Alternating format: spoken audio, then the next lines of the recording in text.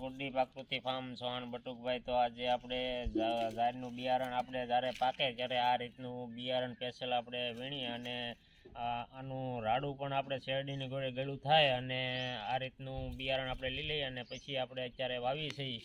તો આ રીતનું બિયારણ લઈ લઈએ એટલે બીજું બિયારણ આપણે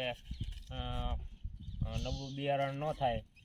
તો આપણે આ પાછું અત્યારે વાવી તો આવું નવું બિયારણ થાય એટલા માટે આપણે સ્પેશિયલ બિયારણ લઈ લઈએ છીએ. આપ જોઈ શકો છો ખૂબ સારું બિયારણ આપણે સોળીના દાણા જેવું જુવારનું પણ બિયારણ આપણે આ રીતનું લઈએ એટલે આ રીતની જુવાર પાકે. અને ગાયના છાણાની રાખ આપણે પટ આપવાનો છે છાણ અને ગૌમૂત્રનો. તો એ પણ આપ જોઈ શકો છો અત્યારે છાણા હેગવી રહ્યા છીએ. તો અમે એ પણ આપણે પટ આપશું એ પણ બતાવીશું. આપણે સંપૂર્ણ ગાય આધારિત ખેતી કરીએ. તો મિત્રો આજે આપણે આ ગાયના છાણાની રાખ છે અને આ ખાટી સાઈઝ છે 2-3 દિવસ જૂની અને આ ગૌમૂત્ર છે. તો આની અંદર આપણે જુવારની અંદર આ રીતનો પટ આપી છે. આપ જોઈ શકો છો આ રીતનો પટ આપવાથી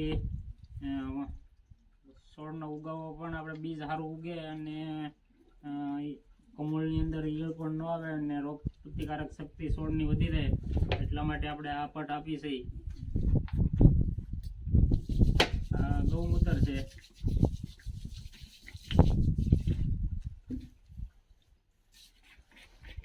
ને આ સાઈઝ છે.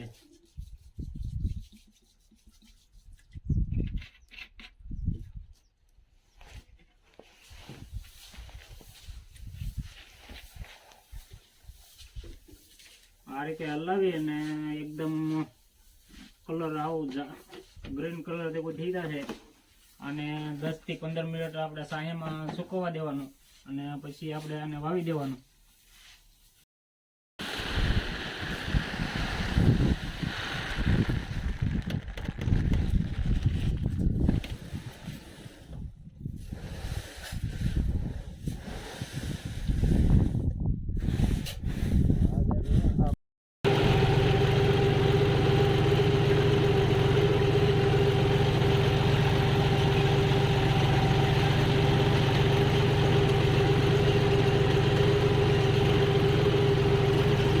મિત્રો આજે આપણે ઘઉં પણ અત્યારે જવાર વાવવાનું ચાલુ છે અને ઘઉં પણ વાવવાના છે. તો આપણે 496 આપણે ઘરના બિયારણ આપણે ઘરનું છે.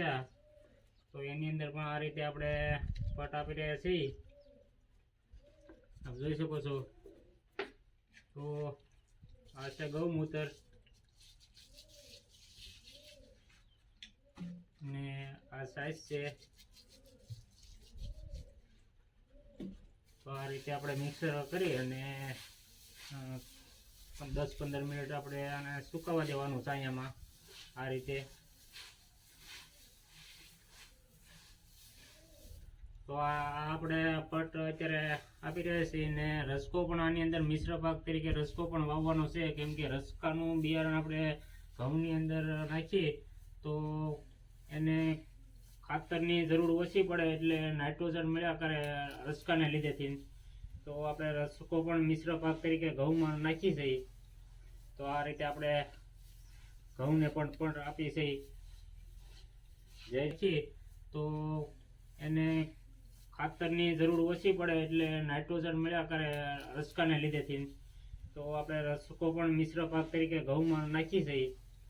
તો આ રીતે આપણે ઘઉંને પણ આપી છે.